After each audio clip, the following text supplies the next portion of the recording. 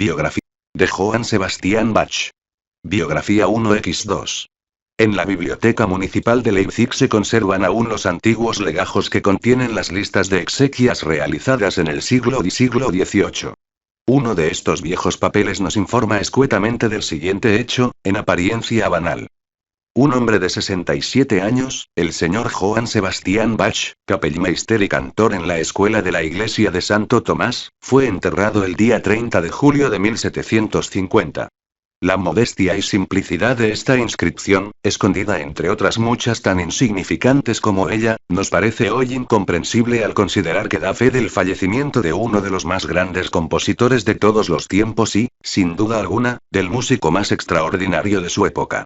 Johann Sebastian Bach. La brevedad de estas líneas demuestra con toda claridad el trágico destino de un hombre que fue radicalmente subestimado en su época.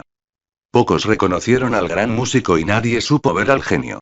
Tras su silenciosa muerte, la labor de quien había dedicado toda su existencia a crear honesta y laboriosamente una excelsa música en alabanza del Creador fue olvidada por completo durante más de 50 años, hasta que, tras ser publicada la primera biografía del músico, otro compositor, Mendelssohn, rescató su obra para sus contemporáneos al dirigir apoteósicamente su Pasión según San Mateo en Berlín en 1829, hecho que constituyó un acontecimiento nacional en Alemania. Una saga de músicos. Johann Sebastian Bach nació el 21 de marzo de 1685 en Eisenach, Turingia. Su familia era depositaria de una vasta tradición musical y había dado a lo largo de varias generaciones un buen plantel de compositores e intérpretes. Durante 200 años, los antepasados de Bach ocuparon múltiples cargos municipales y cortesanos como organistas, violinistas, cantores y profesores, aunque ninguno de ellos llegaría a alcanzar un especial renombre. Sin embargo, su apellido era en Turingia sinónimo de arte musical. Hablar de los Bach era hablar de música. Johann Sebastian siguió muy pronto la tradición familiar. Su padre, Johann Ambrosius, comprendió rápidamente que tenía ante sí a un niño especialmente dotado y consagró mucho tiempo a su enseñanza. El ambiente de la casa paterna era modesto, sin llegar a las estrecheces de la pobreza y, por supuesto, estaba impregnado de una profunda religiosidad y entregado a la música. Al cumplir Bach los 9 años murió su madre, Elizabeth, y, como era frecuente en la época, Johann Ambrosius volvió a casarse a los pocos meses para poder afrontar el cuidado de sus hijos. Pero 3 meses después de la celebración de su segundo matrimonio, el 20 de febrero de 1694, también murió Johann Ambrosius, y la viuda solicitó ayuda al hijo mayor de su marido, Johann Christoph, ya entonces organista en Orderud, quien se hizo cargo de sus 2 hermanos más pequeños, Johann Jacob y Johann Sebastian, acogiéndolos en su casa y comprometiéndose a darles la obligada formación musical. Johann Ambrosius Bach, padre del compositor. El niño era aplicado, serio e introvertido. Además de la música, sentía una viva inclinación por la lengua latina, cuya estructura rígida y lógica cuadraba perfectamente con su carácter, y por la teología. Estas materias, tamizadas por una intensa educación luterana, acabarían por modelar completamente su personalidad y convertirse en los sólidos fundamentos de su existencia y de su fuerza creadora. El propio Johann Christoph, que había sido discípulo de Pachelbel, se convirtió en maestro de órgano del niño. No parece, sin embargo, que se diera plena cuenta de la genialidad de su hermano menor, si consideramos la famosa anécdota transmitida por el propio Bach a su hijo Carl Philipp Emanuel. Johann Christoph prohibió al niño estudiar un libro que contenía las más famosas piezas para clave de su tiempo, con obras de Froberger, Kerr y Pachelbel, libro que Bach logró transcribir a escondidas, de noche y a la luz de la luna. Descubierto el crimen, Johann Christoph destruyó la copia. La que iba a ser su segunda esposa y cronista de la familia, Anna Magdalena Wilken, que también narra el episodio, afirma que Johann Sebastian se lo contó sin manifestar el menor resentimiento contra la dureza de su hermano. Anna Magdalena era menos benévola y, llevada por su fidelidad y amor a Johann Sebastian, pretendía achacar la ceguera final del compositor al esfuerzo que realizó de niño, por haber transcrito aquellas partituras prohibidas a la sola luz de la luna. Años de formación hasta que pudo desarrollar todas sus capacidades pasaron aún varios años de duro aprendizaje y preocupaciones cotidianas. Desaparecidos sus progenitores, el salario del hermano resultaba escaso y la casa demasiado pequeña para una familia cada vez más numerosa. Johann Christoph hizo ingresar a sus hermanos en el Gymnasium de Orderud, donde Bach acabó el primer ciclo de estudios en 1700, con un adelanto de 2 años sobre el resto de sus compañeros, recibiendo además un sueldo de 17 talegos al año, cantidad suficiente para pagar su manutención, como miembro del coro, donde cantaba con hermosa voz de soprano infantil. En marzo de 1700 el muchacho, que entonces contaba 15 años de edad, marchó a Lüneburg, a 350 kilómetros de Orderud, para ingresar en el coro de la Ritter Academie, con sueldo suficiente para su mantenimiento suplementario y hospedaje en el internado. Este cambio supuso también la posibilidad de ampliar en extensión y profundidad sus conocimientos musicales. En Lüneburg recibió la benéfica influencia del cantor, pero sobre todo la del organista titular, Georg. Desgraciadamente, a los pocos meses de su llegada le cambió la voz y tuvo que ganarse la vida como músico acompañante y profesor de violín. Su nueva situación, sin embargo, le permitió desplazarse libremente a Hamburgo para completar su formación con Adam Reinken, que, pese a su edad, era uno de los más reputados organistas en activo de su tiempo. También frecuentó la corte de Celle, en cuya orquesta tocó como violinista por invitación de Thomas de la Selle, familiarizándose entonces con los compositores y las formas musicales francesas. De esta época de actividad y entusiasmo data su primera cantata, género que frecuentaría a lo largo de su vida. Una energía aparentemente ilimitada y una fortaleza anímica desbordante son los rasgos esenciales de la personalidad de Bach. Sin estos valores y sin su profunda religiosidad nunca hubiera podido soportar los duros golpes que el destino le tenía reservados. En 1702 terminó el segundo ciclo de estudios escolares, y determinó llegado el momento de aspirar a un puesto estable. Tras algunos frustrados intentos de ganar una plaza como organista, fue finalmente admitido en marzo de 1703 como violinista del duque de Weimar. Su gran religiosidad o sus dotes de organista le hicieron aspirar a otro puesto. El de organista en Arnstadt, cuyo decreto de nombramiento fue firmado por el conde Anton Günther el 9 de agosto de 1703. Johann Sebastian contaba 18 años. Pero para las autoridades no era fácil tratar con un hombre impetuoso y excitable que despreciaba las normas establecidas y frecuentemente se mostraba colérico y caprichoso. Ya a los 18 años, mientras trabajaba como organista en Arnstadt, se había permitido el lujo de prolongar sus vacaciones durante 2 meses. Se encontraba en Lübeck escuchando extasiado al gran maestro Buxtehude y no estaba en absoluto dispuesto a renunciar a tan extraordinario placer. El consistorio de la ciudad se vio obligado a amonestarlo y aprovechó la oportunidad para hacerle algunos reproches referentes a su también poco sumisa actitud en materia musical. El señor Bach suele improvisar muchas variaciones extrañas, mezcla nuevas notas en piezas escritas y la parroquia se siente confundida con sus interpretaciones. Bach ignoró estos comentarios. Arnstadt tenía ya poco que ofrecerle y sus intereses se dirigían hacia otros objetivos. En primer lugar, pretendía establecerse y formar una familia, lo que hizo al casarse el 17 de octubre de 1707 con su sobrina María Bárbara, una joven vital y encantadora. 7 hijos fueron el producto de su feliz matrimonio. Ese mismo año, el ya entonces reputado ejecutante solicitó la plaza de organista en la pequeña ciudad de Mühlhausen, libre por la muerte de su titular, que obtuvo el 24 de mayo, con el no desdeñable sueldo de 85 guldens. En la iglesia de San Blas, además de restaurar el órgano, organizar el coro, formar alumnos, entre ellos, a su devoto discípulo J. M.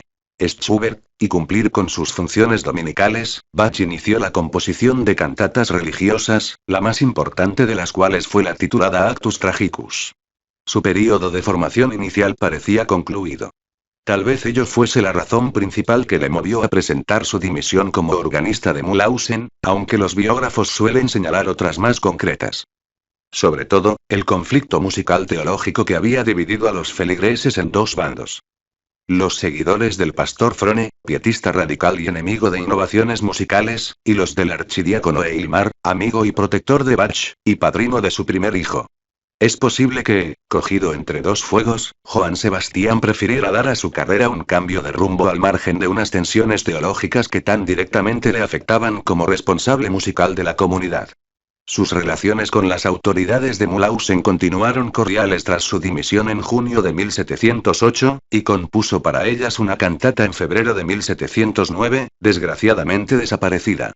En las cortes de Weimar Bach consiguió el puesto de segundo concertmeister en Weimar, donde residiría entre 1708 y 1717, lo que le proporcionó la estabilidad necesaria para abordar la creación musical. Dio a luz una obra ingente para órgano y clave, además de música coral religiosa e instrumental profana. Debe recordarse, por ejemplo, que una de las obligaciones contraídas con el duque de Weimar era la de ejecutar cada mes una composición nueva, lo que significaba una cantata original al mes. Desgraciadamente, estos años vitales que marcaron un cambio de estilo en sus composiciones no pueden ser rastreados en detalle, pues solo ha sido posible datar un número insignificante de sus creaciones.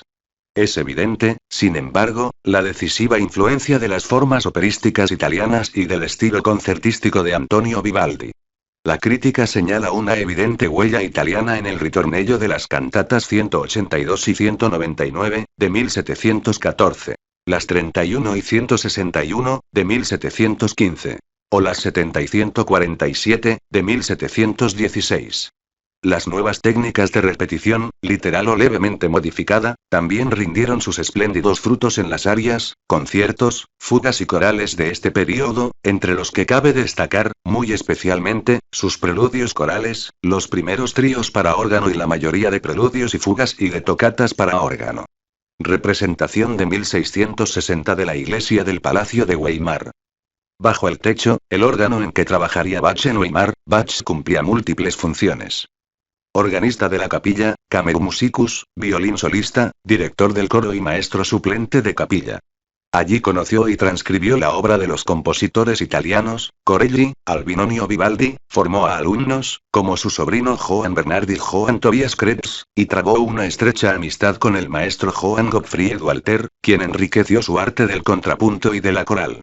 Allí, en suma, sacó adelante a su familia gracias a un sueldo que, entonces, podía calificarse de altísimo.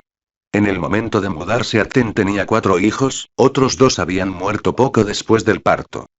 Katharina Dorothea Bach, Wilhelm Friedemann Bach, Carl Philipp Emanuel Bach y Johann Gottfried Bernhard Bach. La atmósfera de la corte, sin embargo, no estaba exenta de tensiones. El duque Wilhelm Ernst era un devoto pietista que intervenía personalmente en los aspectos más nimios del culto y para el que la composición y ejecución de la música sacra era una cuestión no solo de fe, sino también de Estado. Y así, las intrigas teológico-palaciegas enfrentaron a Bach con el duque, quien llegó a encarcelar 4 semanas al compositor cuando se enteró de que Bach había obtenido el nombramiento de maestro de capilla del príncipe Leopold de Kten sin solicitar su autorización previa. La estancia en Kten, entre 1717 y 1723, fue más breve, probablemente porque el espíritu profundamente religioso de Bach aspiraba a una mayor dedicación a la música sacra. En cualquier caso, entre el príncipe Leopold de Kten y el compositor nació una fructífera amistad y Bach pudo entregarse, en un clima acogedor y sosegado, a la creación de numerosas obras instrumentales y orquestales, entre las que destacan sus conciertos de Brandenburgo, partitura cimera de la música barroca. Afortunadamente para la posteridad, disponía allí de un excelente conjunto instrumental completo, y a este período corresponden además las sonatas y partitas, las 4 oberturas, las invenciones para 2 y 3 voces y las suites francesas. ¿Acaso como compensación a sus obligaciones de compositor profano, compuso su primera pieza sacra de largo aliento? La Pasión según San Juan. El príncipe Leopold de Kten. De todas estas composiciones magistrales cabría destacar la primera parte de El clave bien temperado, una colección de preludios y fugas en todas las claves, por su sistemática exploración de la nueva sintaxis musical, que la crítica histórica ha calificado de tonalidad funcional, y que habría de prevalecer los siguientes 200 años. Pero la colección del clave bien temperado también es memorable en tanto que compendio de formas y estilos populares que, pese a su variedad, aparecen homologados por la lógica rigurosa de la técnica compositiva de la fuga. Fueron en total 6 años de paz absoluta y fecundidad creativa lamentablemente interrumpidos por la tragedia. En julio de 1720, al regresar de uno de los frecuentes viajes realizados a instancias del príncipe, encontró su casa vacía y silenciosa. María Bárbara había muerto, fulminada por una desconocida dolencia, y, por temor a la peste, había sido rápidamente enterrada. Bach se sumió en un profundo abatimiento. Las fuerzas parecían haberlo abandonado y las musas solo lo visitaban para inspirarle melancólicas notas que no osaba transcribir. Solo una mujer podía sacarlo de su estupor y esa mujer fue Anna Magdalena Wilken, hija menor del trompetista de la corte, Caspar Wilken. Cabe observar que, para la mentalidad y necesidades de un viudo de aquel tiempo, con 4 hijos menores a su cargo, nada había de extraño en un rápido segundo matrimonio, que efectivamente recibió la aprobación general. Además, Anna Magdalena era una intérprete aventajada, bien dotada para el canto, que profesó toda su vida una ejemplar devoción por Johann Sebastian, convirtiéndose con el tiempo en la cronista de la familia Bach. Están en deuda con ella todos los biógrafos posteriores. Supo comprender y compartir el complejo mundo espiritual de su marido y lo ayudó como eficiente copista de sus partituras. La boda se celebró en 1721. Fue otro matrimonio feliz del que nacerían 13 hijos. El Benjamín fue Johann Christian Bach, el músico cuyas composiciones tanto influirían en el primer Mozart. Por segunda vez en su vida Bach tuvo la fortuna de encontrar una compañera ideal. Cantor de Leipzig poco después, la unión del príncipe de Ten con una mujer completamente desinteresada por la música provocó el distanciamiento entre el maestro y su protector. La muerte del cantor de Leipzig en 1722 le brindó al compositor la esperada oportunidad para dedicarse a la composición sacra. La obtención de la plaza no le resultó fácil. Fue primero concedida a Telemann, luego a Graupner y solo en tercer lugar a Johann Sebastian. Para conseguirla, Bach tuvo que aceptar gravosas condiciones, no tanto económicas cuanto laborales, pues, además de sus funciones religioso-musicales en las iglesias de Santo Tomás y de San Nicolás, debía hacerse cargo de tareas pedagógicas en la escuela de Santo Tomás, entre ellas la enseñanza del latín, que le produjeron notables sinsabores. Sabemos que, entre sus compromisos, estaba el de que la música interpretada los domingos incitara a los oyentes a la devoción y no fuera de carácter teatral. El puesto de cantor no significaba, pues, un efectivo progreso en su carrera.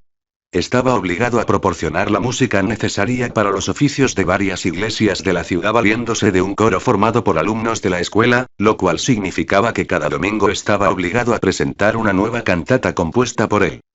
El resultado fueron un total de 295 piezas religiosas, de las que solo han llegado hasta nosotros 190 a causa de la negligencia de sus herederos.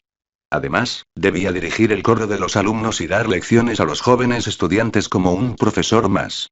Esta situación no podía satisfacer a un hombre como él. Resultaba ultrajante que las autoridades ignorasen sus facultades y lo despreciasen como innovador. Durante 20 años, Bach no cesó de luchar contra semejante injusticia. Colérico como era, se enfrentó sistemáticamente a sus aburguesados superiores, quienes pretendieron hacer de él un dócil asalariado e incluso se permitieron castigar su obstinación y su arrolladora originalidad recortando en más de una ocasión sus retribuciones. Los esfuerzos del compositor por cambiar este estado de cosas resultaron baldíos. Decepcionado, se convirtió en un ser amargado y pendenciero, cada vez más alejado de sus semejantes y refugiado en sí mismo y en su música. Solo su vida familiar era una fuente sólida de mínimas alegrías y de la necesaria estabilidad. Siempre respaldado por su mujer y por una íntima certidumbre en la validez de su genio, pudo hacer frente a las adversidades sin perder ni un ápice de su poder creativo ni caer víctima de la apatía. Infatigable ante sus obligaciones como padre y como músico, Bach nunca desatendió a ninguno de sus hijos, ni interrumpió la ardua tarea de ampliar sus conocimientos copiando y profundizando en las partituras de sus antepasados.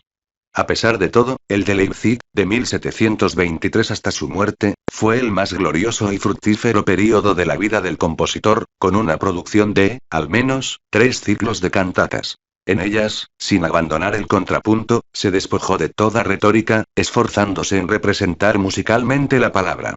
En 1724 y 1727 estrenó respectivamente La Pasión según San Juan, escrita en Ten, y La Pasión según San Mateo. Fue también el esplendoroso período del Magnificat en re bemol mayor, 1723, el Oratorio de Pascua, 1725, el de Navidad, 1734, y el de la Ascensión, 1735. En 1733 inició la composición de la magistral misa en si menor para acompañar la solicitud en la que aspiraba a obtener del elector Augusto III el título de compositor de la corte de Sajonia.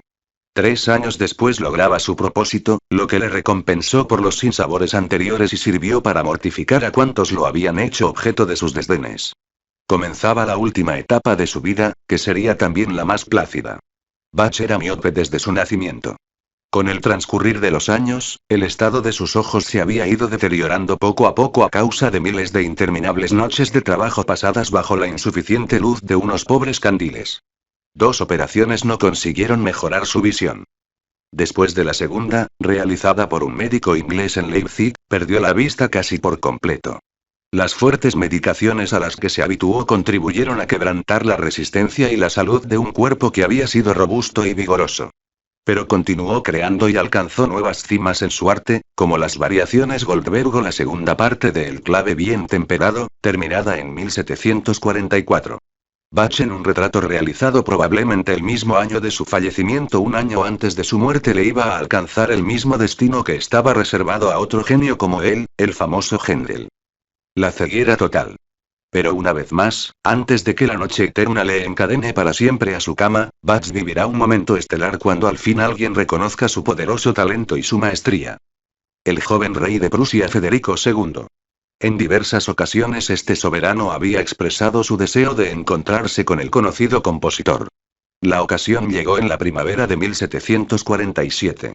Un lluvioso día de abril, Bach emprendió titubeando el camino hacia Potsdam en compañía de uno de sus hijos y se hizo anunciar en el palacio de Federico en el momento en que se interpretaba un concierto de flautas compuesto por el propio soberano. Su Majestad interrumpió inmediatamente la música y salió para recibir calurosamente al recién llegado. Tras enseñarle el palacio y platicar brevemente con Bach sobre temas musicales, el rey quiso maliciosamente someter a su invitado a una pequeña prueba. Con una flauta, que era su instrumento preferido, atacó un tema de poco fuste y lo retó a que lo desarrollara según las reglas del contrapunto. En breves instantes, Bach compuso una fuga de 6 voces perfecta y maravillosa, ejecutándola a continuación. El rey escuchó admirado aquellas armonías que se diría que estaban hechas para los oídos de los ángeles y, al término de la interpretación, únicamente pudo exclamar una y otra vez: «Solo hay un Bach, solo hay un Bach». Feliz por este encuentro, regresó Bach a Leipzig, ciudad que ya no abandonaría hasta su muerte. Su energía y su espíritu creativo estaban aún intactos, pero su vista se extinguía y su salud le exigía cuidados. El genio luchó en vano contra su fin próximo. Empleó sus últimos días en cumplir sus obligaciones familiares y profesionales con la máxima diligencia posible, aunque no renunció por ello a su vocación musical y desde su lecho de muerte dictó el arte de la fuga. Un ataque de apoplejía puso fin a su vida el día 28 de julio de 1750. Lo rodeaban sus familiares y su alma grandiosa abandonó sin dolor alguno el cuerpo del que había sido un simple mortal casi ignorado por sus semejantes.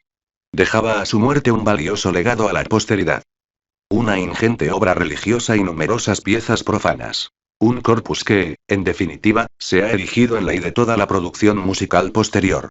Años después, en una conversación con Mendelssohn, Goethe fue capaz de concentrar en una sola frase admirativa cuánto hay de mágico en la música de Johann Sebastian Bach. Es como si la armonía universal estuviera dialogando consigo misma, como si lo hubiera hecho en el pecho de Dios desde la creación del mundo.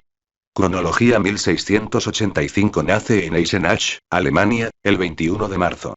1694 fallece su padre y queda bajo la tutela de su hermano Johann Christoph. Estudia en el Gymnasium de Ohrdruf. 1700 parte a Lüneburg para ingresar en el coro de la Ritter Academie. 1703 es nombrado violinista en la orquesta de cámara del duque Johann Ernst de Weimar y organista de Arnstadt. 1707-08 abandona su cargo de Arnstadt y se convierte en organista de la iglesia de San Blas de Mulhausen. Se casa con su prima María Bárbara, con la que tendría 7 hijos. Inicia la composición de cantatas, entre las que destaca Actus Tragicus, y compone sus primeras obras para órgano, entre ellas la tocata y fuga en re menor. 1708-17 se establece en la corte de Weimar, donde desempeñará diversos cargos en la capilla palatina del duque regente Wilhelm Ernst. Compone numerosas cantatas. 1717-23 estancia en Ten como maestro de capilla del príncipe Leopold de Ten, con quien establece una fructífera amistad. Compone los 6 conciertos de Brandenburgo, una primera versión de la Pasión según San Juan, la primera parte de El clave bien temperado y otras piezas destacadas. 1720 muere su esposa María Bárbara. 1721 se casa en segundas nupcias con la cantante Ana Magdalena Wilken, con la que tendría 13 hijos. 1723 se establece definitivamente en Leipzig, ciudad en la que es nombrado cantor de la Thomasschule, cargo que ejercerá hasta su muerte. Compone el Magnificat en re bemol mayor. 1725 compone el Oratorio de Pascua. 1727 compone la Pasión según San Mateo. 1729 es nombrado director del Collegium Musicum. 1731 compone la Pasión según San Marcos. 1734 compone el Oratorio de Navidad. 1735 compone el Concierto Italiano.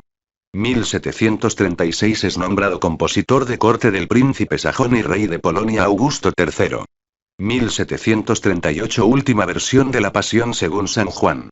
1742 compone las variaciones Goldberg. 1744 finaliza la segunda parte de El clave bien temperado. 1747 compone la ofrenda musical. Visita a Federico II de Prusia en su palacio de Potsdam. 1749 se agravan sus problemas de visión.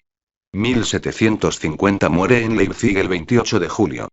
Su música, la música barroca. Los límites del estilo barroco en música se suelen situar entre los años finales del siglo XVI, momento del inicio de los experimentos musicales que culminarán en Monteverdi, y 1750, fecha de la muerte de Johann Sebastian Bach, último gran defensor del estilo frente a las primeras voces críticas que proponían nuevas soluciones y que llevarían al triunfo del clasicismo. Evidentemente, un estilo que impera durante siglo y medio no puede dejar de sufrir modificaciones y evoluciones. En el caso del barroco, pueden distinguirse sin embargo varios elementos básicos que permanecen a pesar de las diferencias. El empleo del bajo continuo y el estilo concertante, que consiste en el enfrentamiento de varios grupos vocales o instrumentales compuestos por diferente número de intérpretes y a veces por diferentes instrumentos, siempre con el bajo continuo como base armónica. Junto a ello es preciso señalar el progresivo abandono de la armonía modal en favor de las escalas mayor y menor que se emplean hasta la actualidad. Asimismo, la progresiva dificultad de las composiciones hizo necesario el nacimiento del compás, que divide el tiempo en partes iguales. Johann Sebastian Bach. Por otra parte, la música del barroco se caracterizará por la búsqueda de la expresividad, plasmada en una sistematización de los diferentes afectos humanos, que se relacionarán tanto con las diferentes escalas como con los instrumentos, y que será conocida como teoría de los afectos. Esta teoría surgió de la música vocal, aunque después pasó a aplicarse también a la música instrumental como forma de hacer llegar al público unos sentimientos concretos. El barroco marca la primera etapa de la independencia de la música instrumental respecto de la vocal. Si hasta este momento la música podía ser cantada o tocada indistintamente, a partir del barroco comienza a componerse música expresamente para instrumentos, y a especificarse la familia e incluso el número concreto de ejecutantes, de modo que el contraste entre grupos grandes y grupos pequeños quede claro. Es también el período en el que comienzan su andadura la mayor parte de los géneros que han llegado hasta nosotros. Además de los géneros instrumentales, de entre los que destacan la sonata, el concierto y la suite, la ópera y el oratorio se convierten en espectáculos habituales a lo largo del siglo XVII debido, por un lado, al gusto de la realeza, la aristocracia y el estamento eclesiástico por el espectáculo y, por otro, a la creciente importancia del público ciudadano que asiste a las representaciones de ambos géneros. Por lo general, se admiten tres etapas en el desarrollo del barroco musical. Barroco temprano, barroco medio o pleno y barroco tardío, que solo se pueden fechar de forma aproximada. El barroco temprano, 1580-1630, se originó en Italia en los últimos años del siglo XVI como consecuencia de una evolución dentro de la música del Renacimiento. El nuevo estilo cuajó hacia 1600 gracias a la obra de compositores como Claudio Monteverdi o Giulio Caccini, cuya obra Le Nuove Musiche, la nueva música, tiene un título revelador del deseo de basarse en planteamientos nuevos. En la implantación de este nuevo estilo fue fundamental el desarrollo de la imprenta, que permitió una mayor y mejor difusión de la obra de estos autores. El triunfo del nuevo estilo no supuso la desaparición del estilo previo.